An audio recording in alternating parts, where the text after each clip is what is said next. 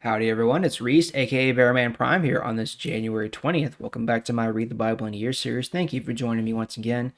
Card in the top right hand corner for the rest of the playlist, and please hit that subscribe and notification bell so you're not missing a thing. So, yesterday we continued the story of Jacob. He's on the run from his family for fear that they would retaliate against him for all his trickery. And we see that now he has been tricked in turn by his uncle Laban. He wanted to marry the daughter Rachel, the younger daughter Rachel, but instead Laban gave him Leah, the firstborn daughter. So he was tricked into serving Laban for longer than he wanted to, but eventually he got the wife he wanted. So now he has Leah and Rachel. So now we're going to skip over a couple of chapters actually, and we're going to go to chapter 32 in Genesis. And this is going to be a while. We're going to start in chapter 32 and we're going to finish in chapter 33, verse 16. And this is going to be the reuniting of Jacob and his brother Esau. So, chapter 32, starting in verse 1. Jacob also left that place. While he was traveling, he saw God's angels. When he saw them, he said, "This is God's camp." So Jacob named that place Mahanaim. Jacob's brother Esau was living in the area called Seir, in the hill country of Edom. Jacob sent messengers to Esau. He told them, "Tell this to my master Esau. Your servant Jacob says, I have lived with Laban all these years. I have many cattle, donkeys, flocks, and servants.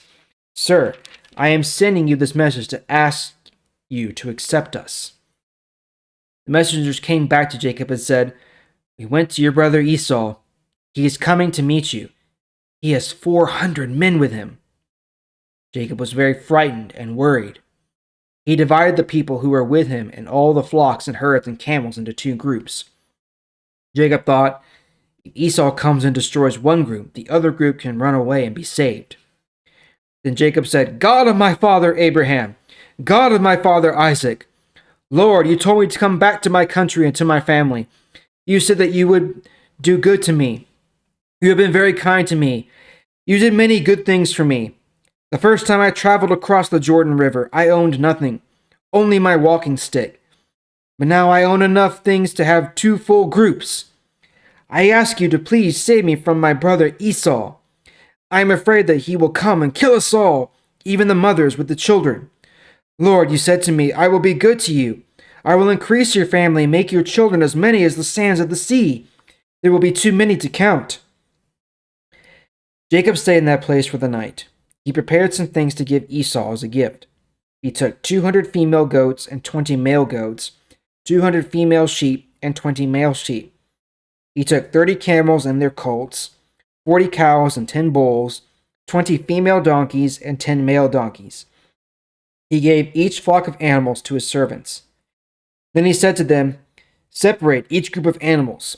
Go ahead of me and keep some space between each herd." Jacob gave them their orders. To the servant with the first group of animals, he said, "When my brother comes to you and asks you, 'Whose animals are these? Where are you going? Whose servant are you?' then you should answer, 'These animals belong to your servant Jacob. He sent them as a gift to you, my master Esau, and he is also coming behind us.'" Jacob also ordered the second servant, third servant, and all the other servants to do the same thing. He said, "You will say the same thing to Esau when you meet him. You will say, 'This is a gift to you, and your servant Jacob is behind us.'"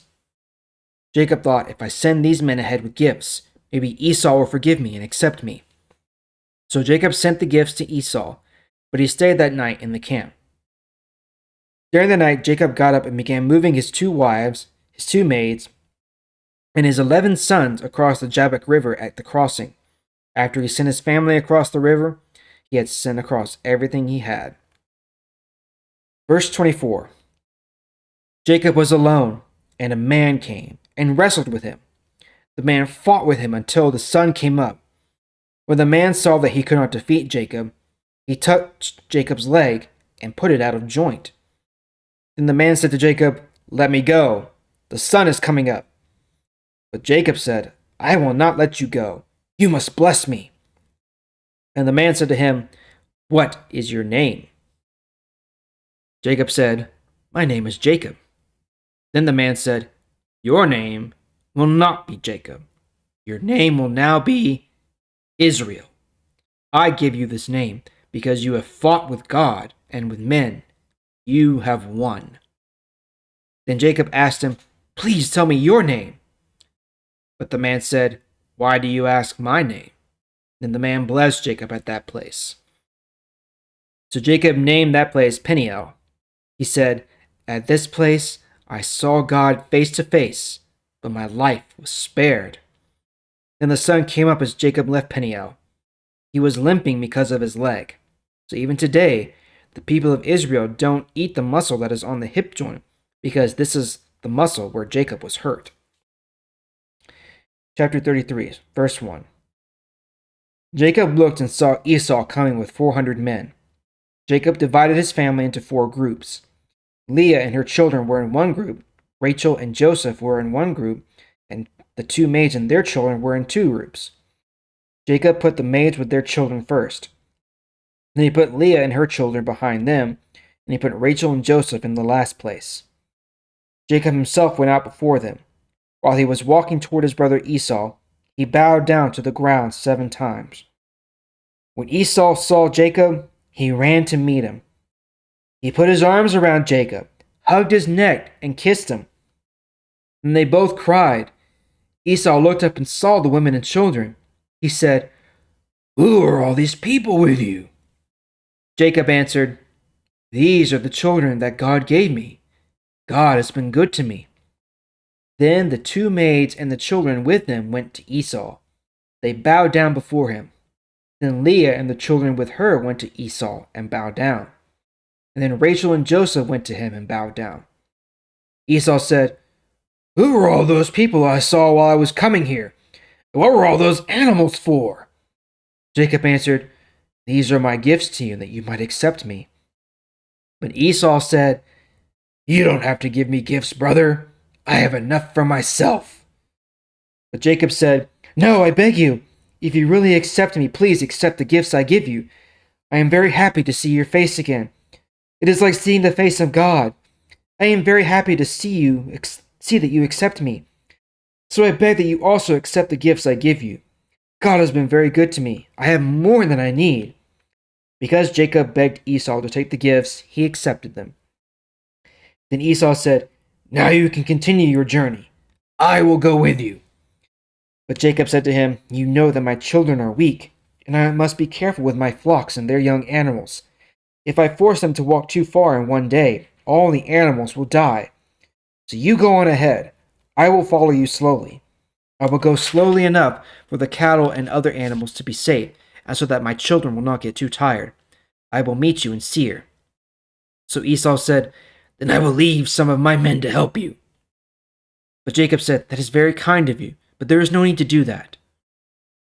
So that day Esau started on his trip back to Seir.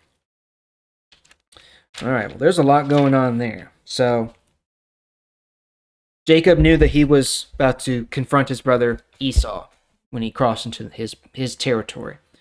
So he was very scared, as one would expect after what he'd done. So he attempted to assuade Esau with lots of gifts, giving him a whole bunch of the livestock that he owned.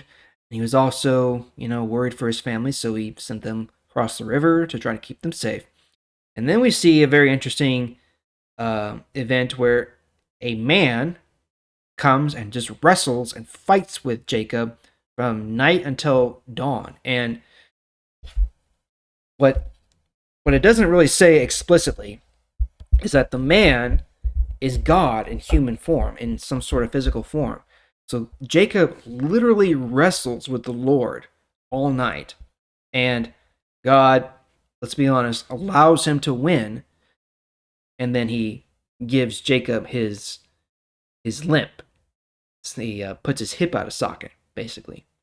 And then that's where Jacob receives another blessing from God and his new name of Israel. So that's where the nation of Israel comes from, is Jacob's new name is Israel. So a lot of times when you hear the word Israel, it's not just referring to the country, the nation, but also to the man who was known as Jacob, the grandson of Abraham. And then finally, we see Jacob and Esau meet and they reconcile. So Esau had completely forgiven Jacob, and that is a you know an example of to err is human, but to forgive is divine kind of a thing. God forgives us no matter what we've done. Esau, even though he had not gotten half of what Jacob had, he he forgave him. Enough time had passed, I suppose, where Esau just put it behind him. So a scary situation actually turned out to be a happy situation for them. All right, so that is where we're going to leave off today. We'll pick it up tomorrow. Thank you for joining me once again, and I will see y'all tomorrow. Bye.